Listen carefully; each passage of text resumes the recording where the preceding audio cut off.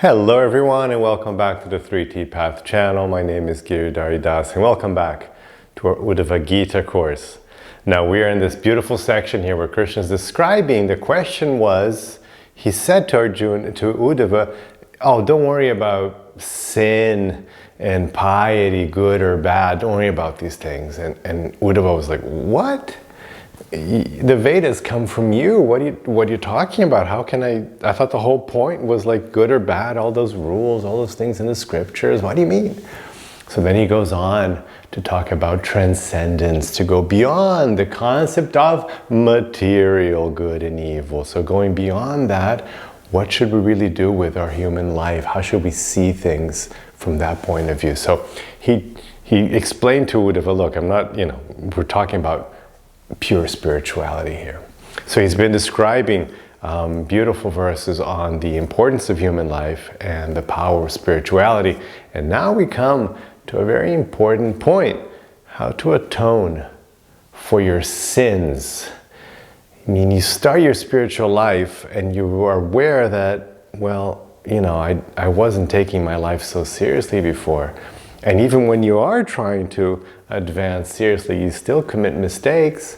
So what do we do then? So this is what Krishna is going to talk about now. And of course, if you want to see all the previous classes in this course, make sure you become a member of this channel. The instructions are here in the description of the video. And then you can access Uddhava-gita.com to see the entire course.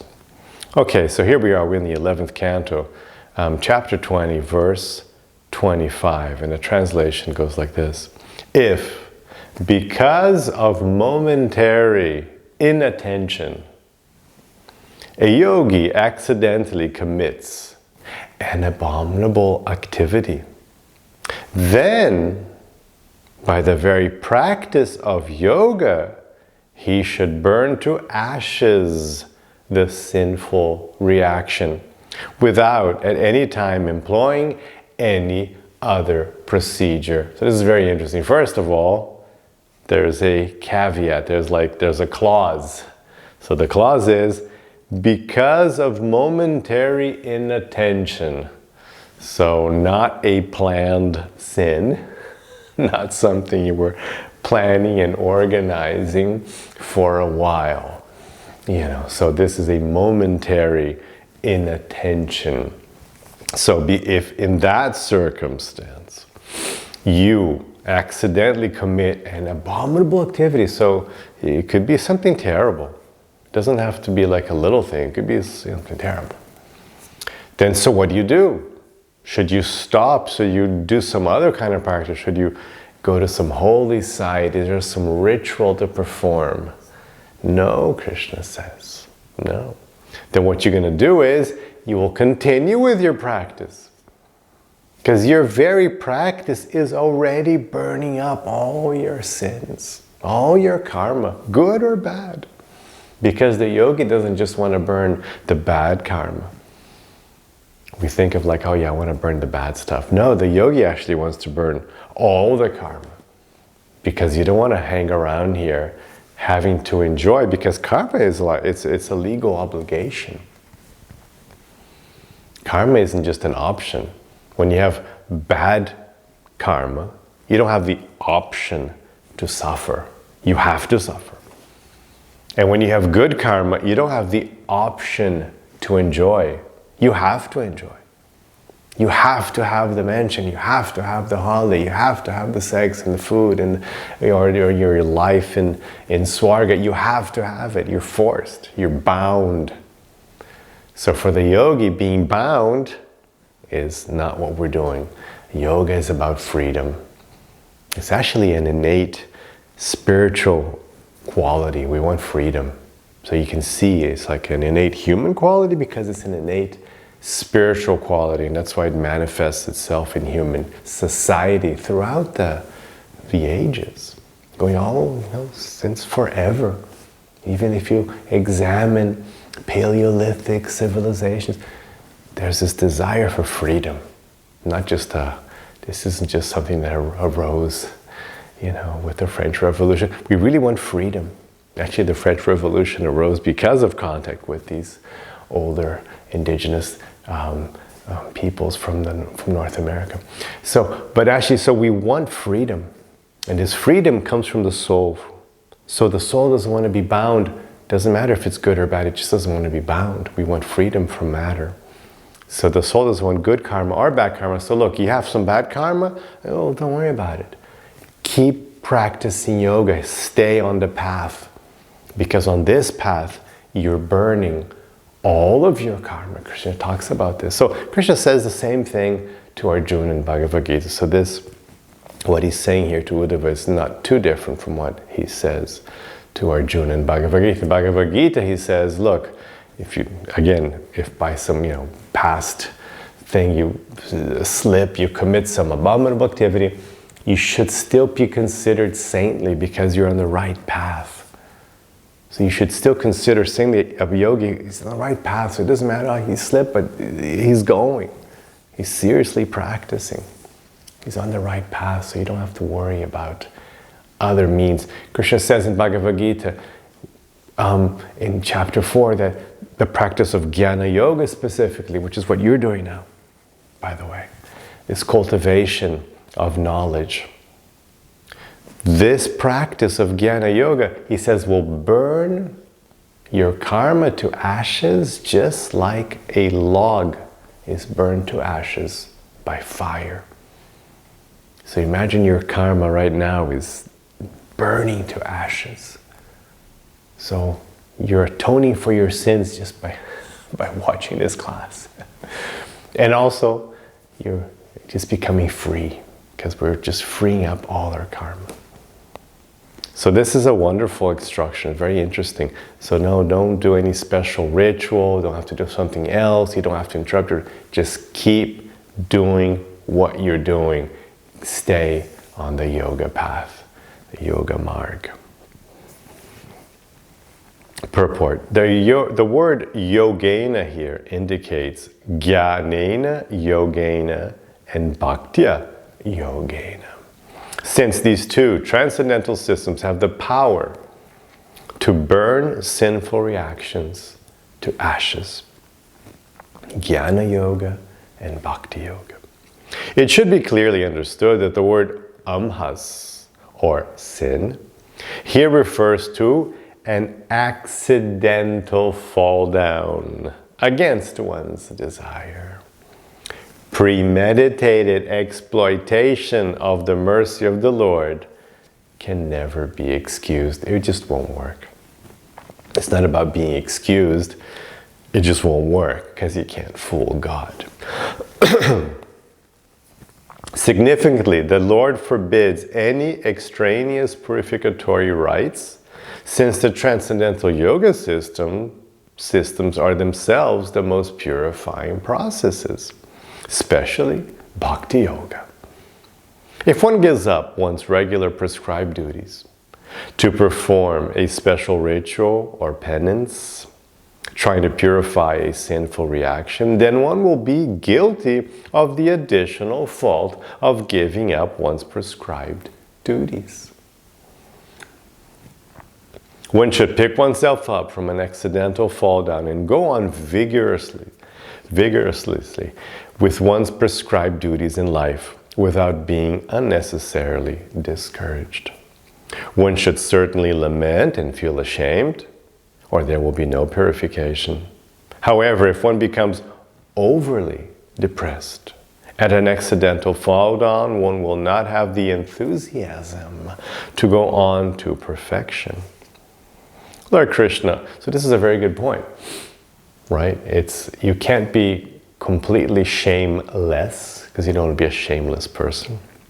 So you should feel shame when you commit a mistake, But you also can't overdo it and then get caught up in a little kind of a egoistic,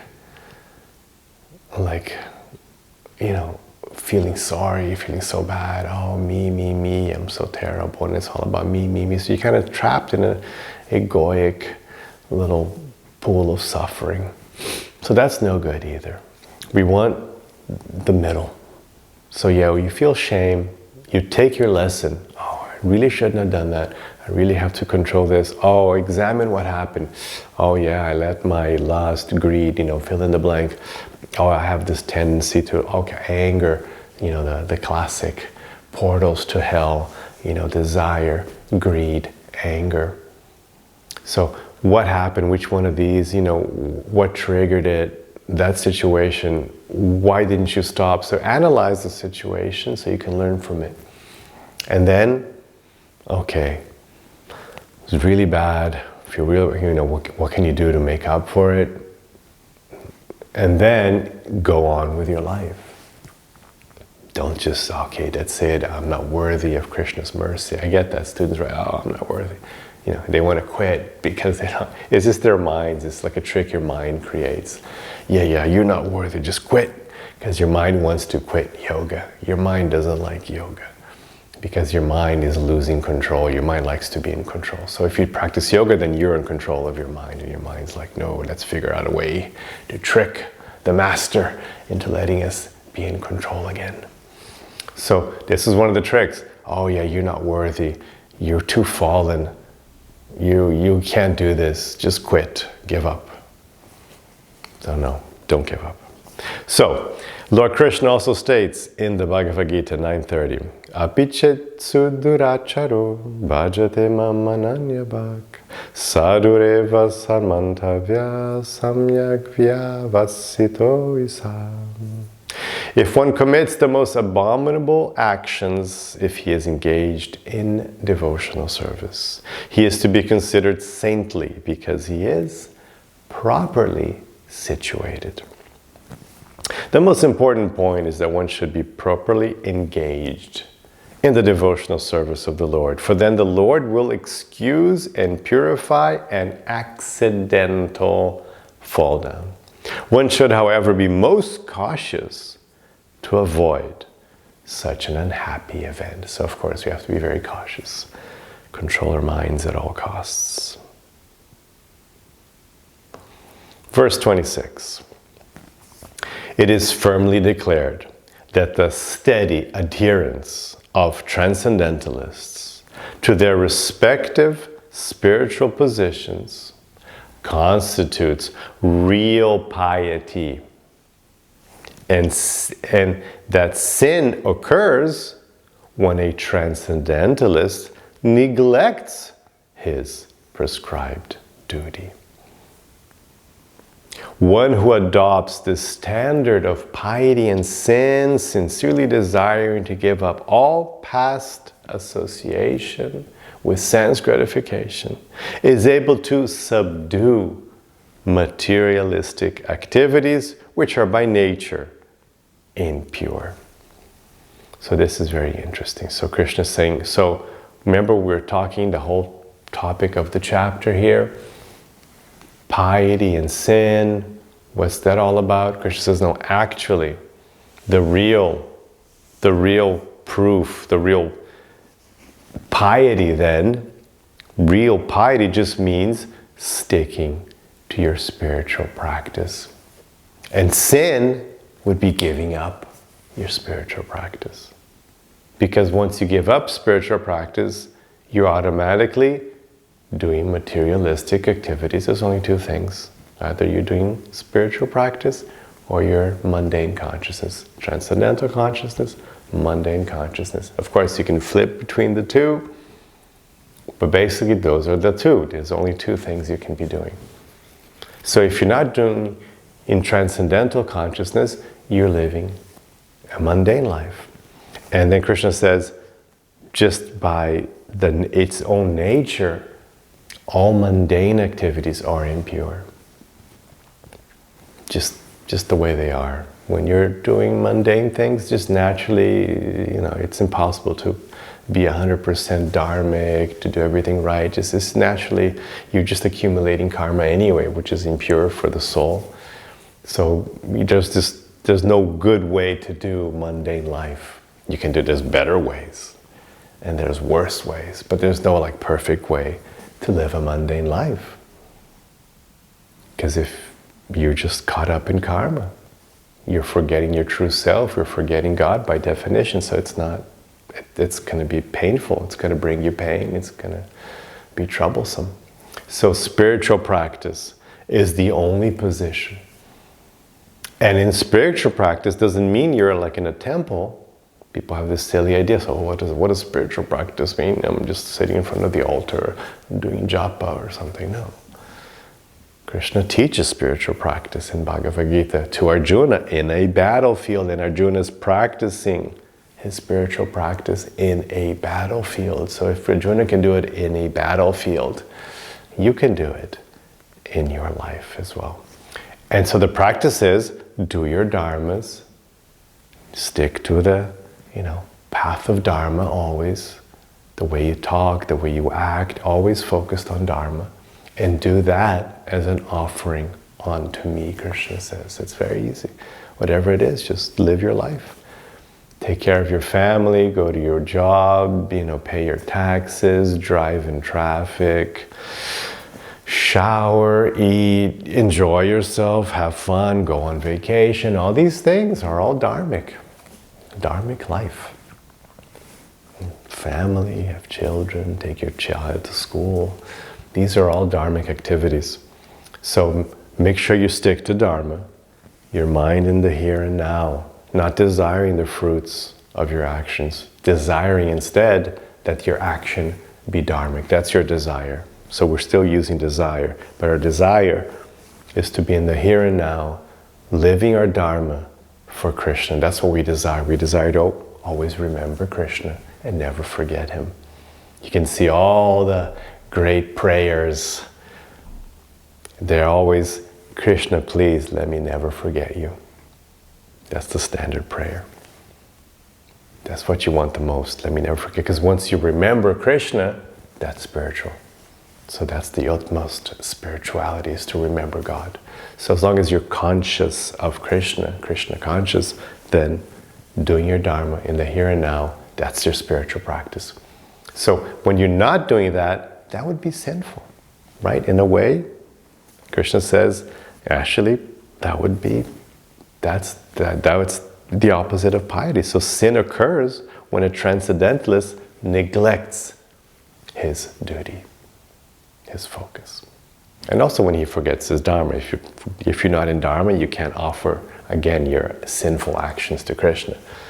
So you have to, not just thinking of Krishna, you have to practice your prescribed duty, your dharma. And you can't just practice your prescribed duty, thinking of Krishna, if you're desiring the result, because then you're a karmi, not a yogi. So it's got to be the three things. Your mind's in the here and now, in dharma, thinking of Krishna. Purport.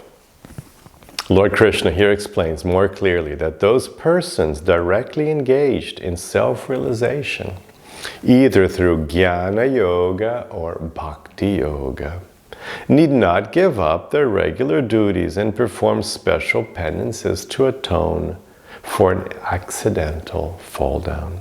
The actual purpose of Vedic literature is to direct one back home, back to Godhead, and not to encourage material sense gratification. Although the Vedas recommend innumerable rituals for promotion to heavenly planets and enjoyment of all varieties of material opulence, such materialistic rewards are meant only to engage materialistic people, who otherwise would become demoniac. To purify an accidental fall down, one who is engaged in transcendental realization need not adopt any procedure beyond his own spiritual practice. The words sangam tyajane chaya indicate that one should not practice Krishna consciousness or self-realization superficially or casually. Rather, one should sincerely and earnestly desire freedom. That's the key word here. Freedom from one's past sinful life. Similarly, the words yanishta indicate that one must constantly practice Krishna consciousness. Thus, essential piety is to give up material sense gratification and engage in the loving service of the Lord. One who engages his senses, mind, and intelligence 24 hours a day in the Lord's service is the most pious person. And the Lord personally protects such a surrendered soul. Very good. Okay, verses 27 and 28. Having awakened faith in the narrations of my glories, being disgusted with all material activities, knowing that all sense gratification leads to misery, but still being unable to renounce all sense gratification, all enjoyment, my devotee should remain happy and worship me with great faith and conviction. Even though he is sometimes engaged in sense enjoyment, my devotee knows that all sense gratification leads to a miserable result, and he sincerely repents such activities. So this is very interesting. This is very much talking to the regular yoga practitioner. Look, yes, you understand. Yes, you're on the path, but you're not perfect. It takes a long time to become perfect. We have a lot of baggage to sort through. So Krishna says, look, what do you need? Where are you now? This is where you should be. This is where my students are. This is where you should be. So you have awakened faith in the narrations of my glory. So in Krishna Katha. So you've awakened faith in Katha, in hearing, Shravanam. If you're watching this, you have. It's already, 20 minutes into the class. If you're still watching, I know for sure you've attained this first level, because you're interested in hearing about Krishna and you have enough faith that you're sticking with it. So you have awakened this faith in hearing about Krishna, Krishna's instructions, Krishna's activities, Krishna's form, everything. So, awakened faith. 2, being disgusted with all material activities. Now, what does that mean?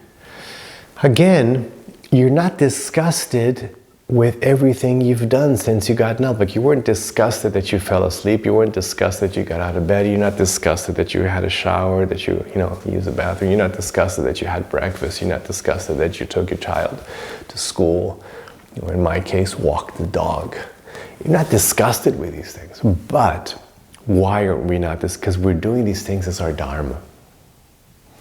However, you can be disgusted with the concept of living a material life in forgetfulness of your spirituality.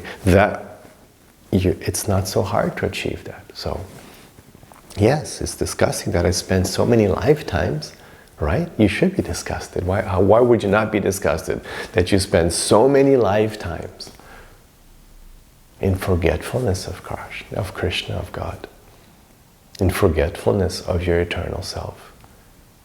Just accumulating karma and doing all sorts of things, some good, some bad, some in between.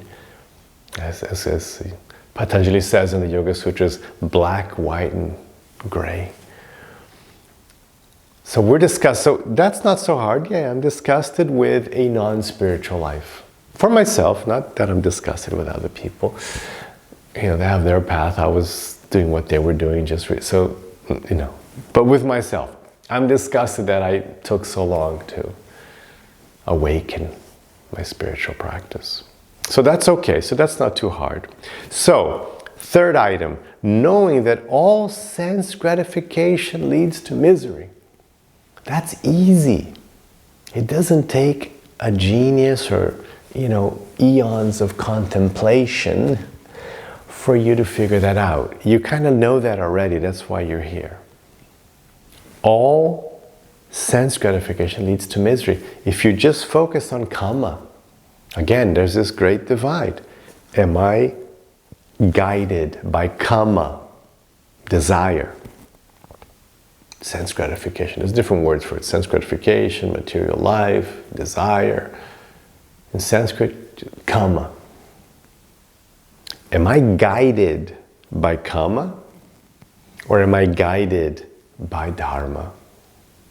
That's the great divide. That's where it all starts.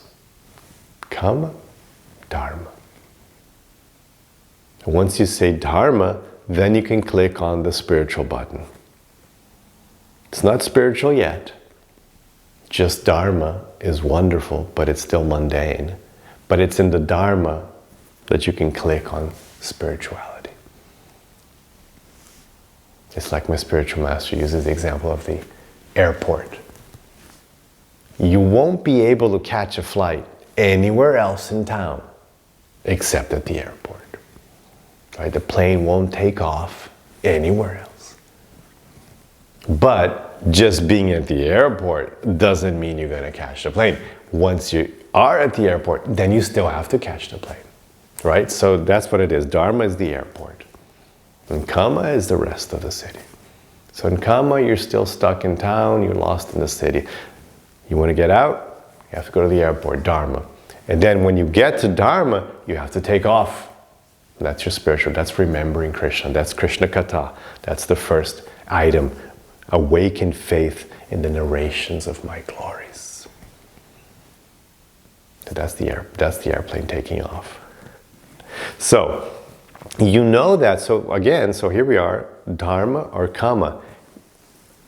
Item 3, knowing that all kama leads to misery. You know that.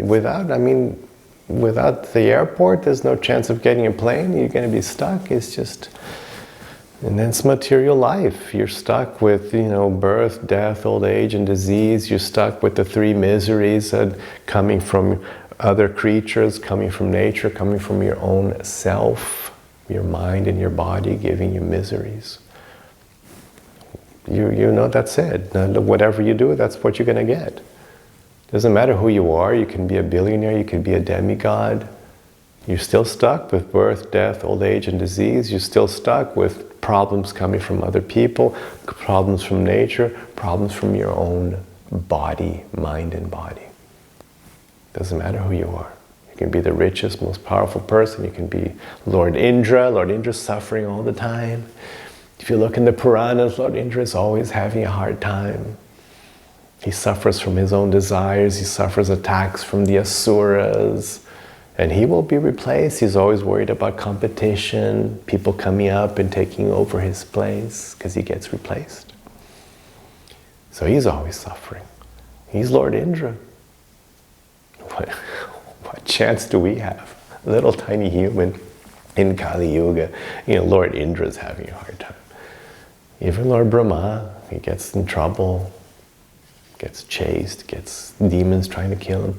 He has a hard time. Even Lord Shiva has a hard time. People try to kill him, disturb his meditation. He's got an annoying father-in-law. Give him lots of trouble, so he gets in trouble. So what to speak of you and me? So we know, so it's easy. So 3 is easy. All kama, all material life leads to misery. It's easy. So far so good. Now comes 4. So because look, you have these 3 qualifications, but you're still unable to completely renounce kama. Sometimes you guide your life by kama. Okay, well then, be happy, don't worry. That's what Krishna says. Be happy, don't worry. Basically, remain happy. And then worship me. Remain happy and worship me with great faith and conviction. So just stick to your spiritual practice. Oh, I'm not perfect yet. That's okay. That's fine. Oh, I forgot Krishna. I was doing this thing and I just completely forgot. Just completely got carried away. That's fine. Don't worry about it. Stick with it because the process for overcoming that problem is what you're doing already. So you keep doing it. There was a problem. You stick with it. You keep doing it. Even though he is sometimes engaged in sense enjoyment, kama, my devotee knows that all sense gratification leads to a miserable result, and he sincerely repents such activities. So Krishna says, stick with the path.